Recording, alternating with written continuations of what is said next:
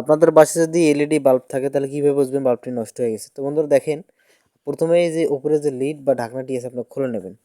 তাহলে নেওয়ার পর দেখেন যে এলইডিগুলোর মাঝে দেখবেন কালো হয়ে গেছে। তো কালো হয়ে গেলে বুঝবেন যে এলইডি বাল্বটি ফিউজ হয়ে গেছে, অর্থাৎ পাতাটি নষ্ট হয়ে গেছে। তো বন্ধুরা পাতা যদি নষ্ট হয়ে যায় সেক্ষেত্রে কী করবেন আপনাদের অবশ্যই দেখিয়ে দেবো। তো এই বাল্বটি দেখেন, এই বাল্বটিরও কি একটি এলইডিতে এরকম কালো হয়ে গেছে, অর্থাৎ নষ্ট হয়ে গেছে।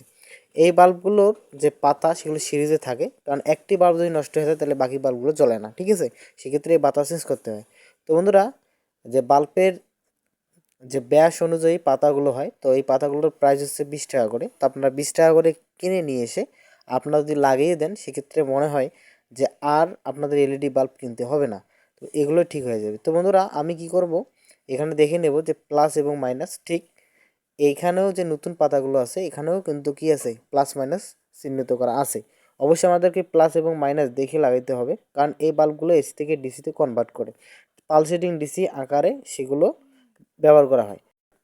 সোল্ডারিং যাতে ইজি হয় সেই আলোকে আমি এগুলো রজন ধরে নিচ্ছি, অর্থাৎ কন্ট্যাক্ট পয়েন্টে। তো বন্ধুরা দেখেন, আমি প্রতিটি যে 2টি পাতা এখানে রাখছি সেই পাতার যে কন্ট্যাক্ট পয়েন্ট আছে, অর্থাৎ সংযুক্তকৃত যে টার্মিনালের অংশ আছে সেখানে আমি এই রজন ধরিয়ে নিলাম। তো বন্ধুরা নেওয়ার পরে আমি এই পাতাটি, অর্থাৎ যে পুরাতন পাতাটি নষ্ট হয়ে গেছে সেটা আমি সংযুক্ত বিচ্ছিন্ন করে নিলাম। তো নেওয়ার পরেই নতুন যে পাতাটি আছে সেই নতুন পাতাটি আমি এখানে সংযুক্ত করব।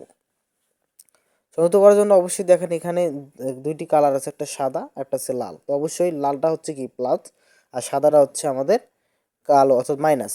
তো বন্ধুরা এটা দেখে লাগাইতে হবে, প্লাস এবং মাইনাস, আমি বারবার বলছি প্লাস এবং মাইনাস দেখে যদি লাগান তাহলে সেক্ষেত্রে একবারই আপনার কাজটি হয়ে যাবে। আর যদি আপনি ভুল করেন তাহলে বারবারই কিন্তু আপনাকে ওই কাজটি করতে হবে, ঠিক আছে? তো এগুলো বারবার কাজ করলে মাথা গরম হয়ে যায় আসলে এমনটা। যদি আমরা নতুন হই সেক্ষেত্রে তেমন কোনো ম্যাটার হয় না, আর যদি আমরা কাজ প্রতিনিয়ত করে থাকি সেক্ষেত্রে এক কাজ বারবার করা একটা ঝামেলার মতো দাঁড়ায় আসলে। তো বন্ধুরা দেখেন আমাদের লিড বা সোল্ডারিং করা কমপ্লিট হয়ে গেছে, আমি জাস্ট এখানে চেক করব। তো দেখেন আমাদের কাজ হয়ে গেছে। তো বন্ধুরা ঠিক আছে, নিত্য নতুন ভিডিও পাওয়ার জন্য অবশ্যই আমার চ্যানেলটি সাবস্ক্রাইব করবেন। কীরকম ভিডিও চান অবশ্যই আমাকে জানাবেন।